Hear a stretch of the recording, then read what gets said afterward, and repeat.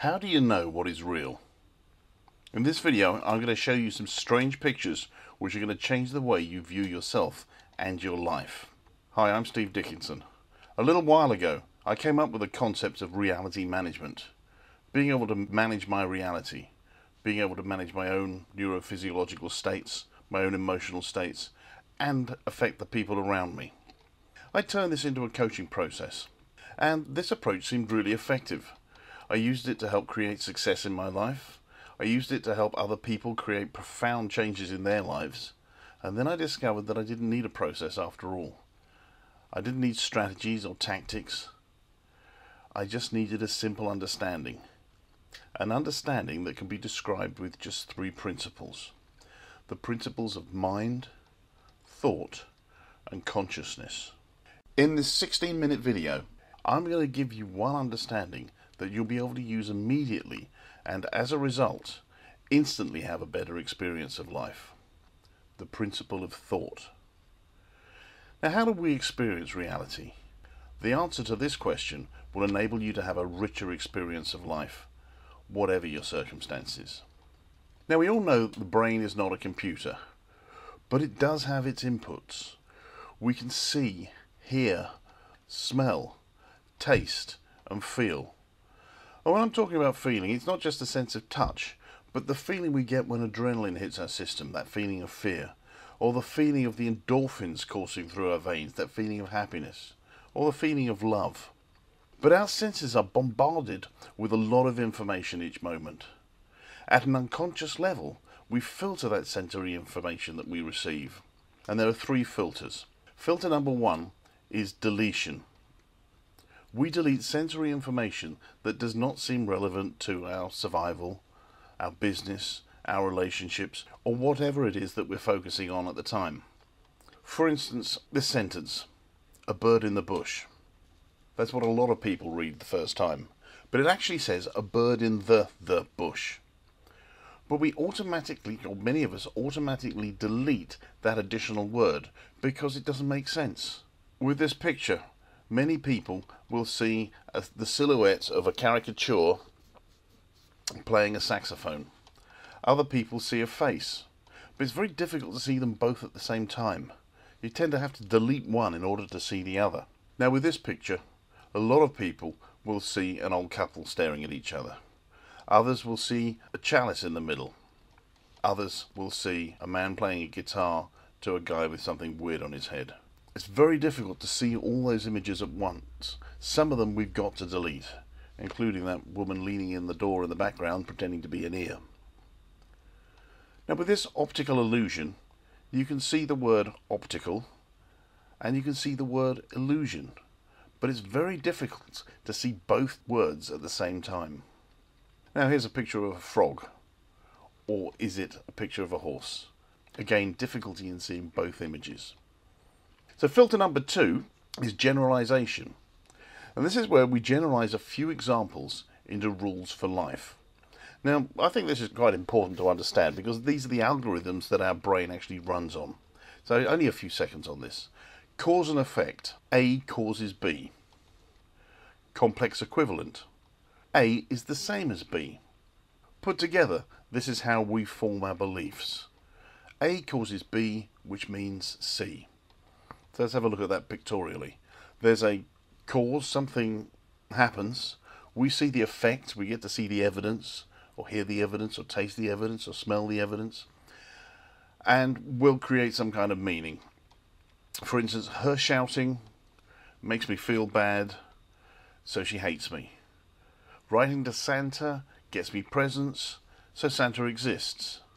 I drive my car safely to work, so I'm a good driver. I twist the handle, it opens, it's a door. Now, a door is quite a good example of how we can generalize something. Once we've learned as a child to open a door, and then we use that same technique to open another door, pretty soon we can utilize that to open any door. We create a general rule based on a couple of examples that goes on to last us the rest of our life. Now, although that's a really, really useful method of learning, it can sometimes adversely affect us. For instance, if a girl is shouted at as a child by a man, and then she's shouted at again by another man, and then shouted at by a third man, she might develop a generalized point of view about all men that prevent her from being self-expressed in front of males. So filter number 3 is distortion. This is where we try to fit what we are seeing, feeling, hearing, tasting and smelling into our model of how things are. Now there's two aspects to this. First of all, the difference threshold, and this is the minimum amount of change between two similar stimuli needed for it to become noticeably different. So for instance, if I step out of my house in the morning, I get to see the same thing I get to see every morning. But if there's somebody loitering around near the car, that'll be the thing that gets my attention. And then we have recurrent inhibition. This is to make sure that small changes do not distract a person from something important to our survival. So for instance, if I was to step out of my house in the morning, I don't want to be distracted by the fact that there's grass still there and miss the person loitering around by the car. So here's an example of how we can distort something to make it make sense. Now you can freeze frame this if you want and read it out, but I'm going to try and read it out myself right now. I could not believe that I could actually understand what I was reading. The phenomenal power of the human mind. According to research at Cambridge University, it doesn't matter what order the letters in a word are. The only important thing is that the first and last letters be in the right place. The rest can be a total mess, and you can still read it without a problem. This is because the human mind does not read every letter by itself, but the word as a whole. Amazing, huh? Yeah, and I always thought spelling was important. Here's another example. Again, freeze frame it if you want to, but I'm just going to read it out now. This message serves to prove how our minds can do amazing things, impressive things. In the beginning it was hard, but now on this line your mind is reading it automatically, without even thinking about it. So that's where we have I've distorted something that seems to make no sense and fitted it into my world. So this is a really useful skill to have. Now here's another example. We've got two orange dots on this page, one of them looking slightly larger than the other. In actual fact, they're both the same size, but in context, one of them seems to be larger than the other. So our mind is actually fooled by this. Now this looks like we've got a spiral spiraling down into the center of this image. But if we isolate this outside ring, you can see that it is actually circular and it's not a spiral at all. Now this picture could just be a bunch of random dots, or it could be a high contrast photograph of a Dalmatian sniffing the ground. Some people can see the dog, some people can't. Now here we've got a lot of straight horizontal lines, but they seem to be curved due to the nature of where the little squares are put. Now here's one that I really like. This is a completely stationary slide, but as your eyes scan across it, it seems that there's some movement between the inner square and the outer square. And again, here's another slide that seems to have some movement incorporated in it. So this is where our brains are distorting our sensory information to try and make sense of it. Now this is one that is really difficult to make sense of, because you seem to have 4 items at one end and 3 items at the other, and the brain fails to make sense of it. And then part of my logo, the primrose triangle, is actually a 2-dimensional shape, just some lines and some shading. Because of the shading, our mind tries to create a 3-dimensional shape, but unfortunately it's an impossible 3-dimensional shape. So very often our mind will see things that aren't actually there. So we can't always trust what our brains are experiencing. We think in the gaps between our neurons, releasing neurotransmitters like serotonin and dopamine from the axon of one neuron to be received by the receptor cells of the dendrites of another neuron. These neurotransmitters are then broken down once they're no longer needed. But habitual thinking, addiction, poor diet, or a genetic imbalance can inhibit the production of these neurotransmitters, or the number of receptor cells available. This is described as depressed brain function, or depression. Hence the popularity of SSRIs, like Prozac, selective serotonin reuptake inhibitors. They stop the enzymes that destroys the neurotransmitters and allows the serotonin to slosh around there for a little bit longer. So this is how the individual parts of the brain talk to each other. But we've also got neurons in other parts of our body, and we've got neurotransmitters sloshing around everywhere. So the mind and body are one system. Nothing can happen in one without it affecting the other. Now, nobody fully understands the mind's connection to the subatomic world. There's a lot more going on than we actually fully understand. And it's like our thoughts. We've got our conscious thoughts that we're aware of, but there's a load of unconscious thinking that we're not aware of. And I am including the unconscious processes that our mind controls. Regulating our blood sugar, regulating our body temperature, our heart rate, our breathing. There's a lot more going on than just our conscious thought. So how can we unlock the potential for some of this unconscious thinking? To gain access to the well-being we had as babies. To be self-expressed without worrying too much about who might not want to hear. Well, it reminds me of a guy that used to have a diamond. And this guy would take out his diamond wherever he went, and he'd show his friends, he'd show strangers. He just showed everybody, because he liked the reaction that he got from people. People would tell him how lucky he was to have a diamond like that. They'd almost be cooing over it as if it was a baby.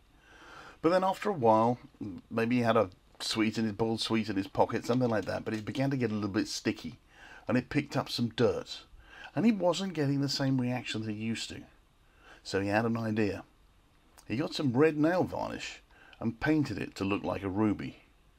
And so it was showing people, and they were relatively impressed, nice ruby, but he wasn't getting the same reaction that he used to get when he was just showing the diamond without any nail varnish on it.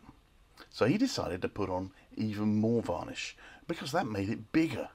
But he still wasn't getting the same result that he used to, the result that he wanted. Now the obvious question is, why not just wash off the dirt and let the diamond shine? But so many people go through this same process themselves. We were born like a diamond, with the ability to create unconditional love. But at some point we get shouted at for our behaviour, or we do something wrong, we get into trouble, and we decide that there's part of us that we must keep hidden. So we behave in a way which will hide the unlovable part of us. We put up a facade to hide who we think we are.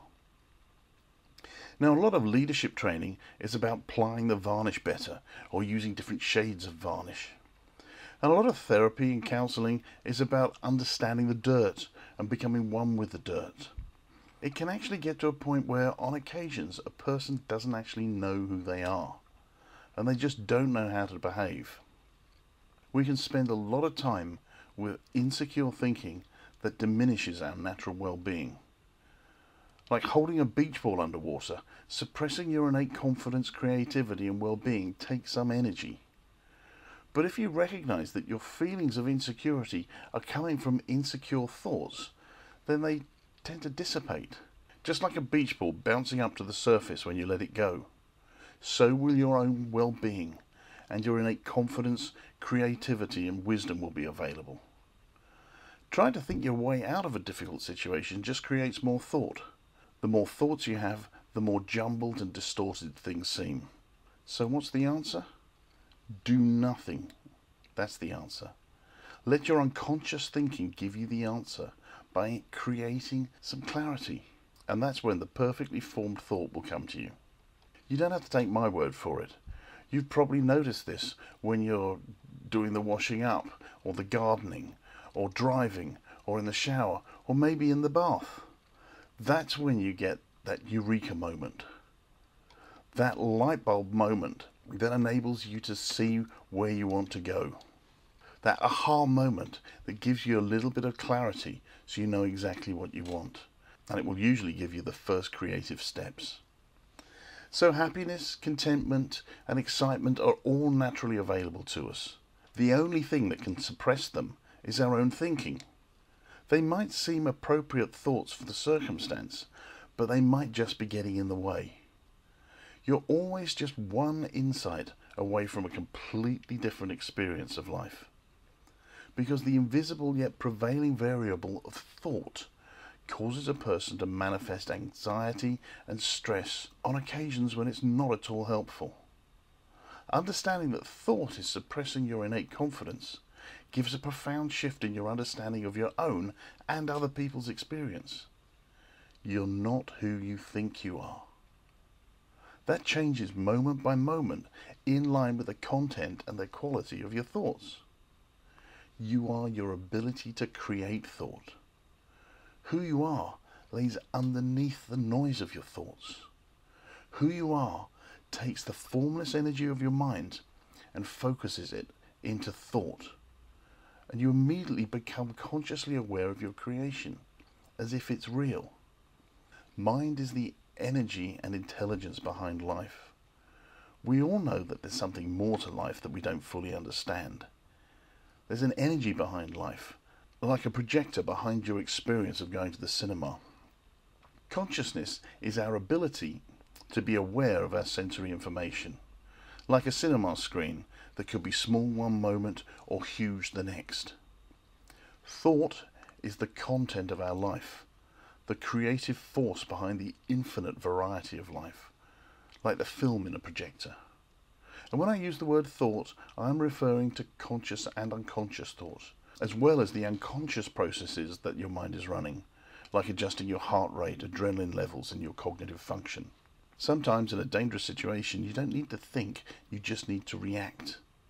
In other seemingly stressful situations, the last thing you need is reduced cognitive function.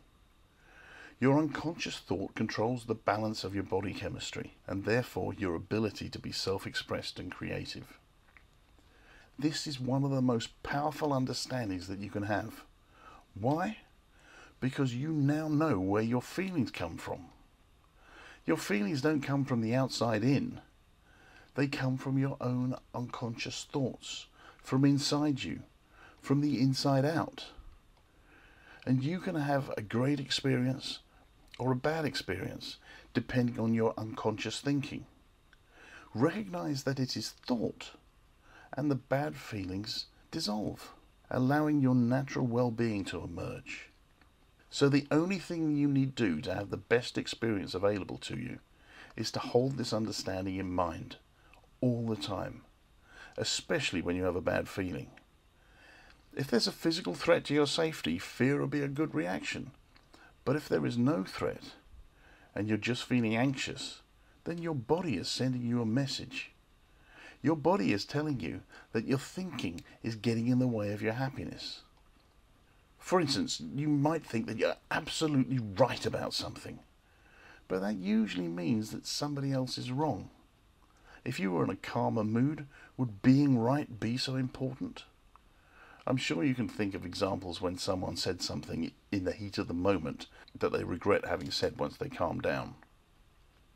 With any difficulty a person experiences, thinking about it does not usually produce the best results. However, letting go of those thoughts and gaining some clarity usually produces the best results. But even if it doesn't, with calmness and clarity, the situation will not seem so bad anyway. The last thing you want to do is take any notice of yourself when you're worried. And that's a quote from Dr. Aaron Turner, the 3 Principles Facilitator. The one thing I want you to take away from this video is you are always living in the feelings of your thinking.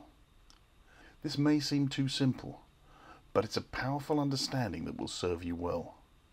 The more you notice that your feelings are driven by your thoughts and not your circumstances, the easier life becomes.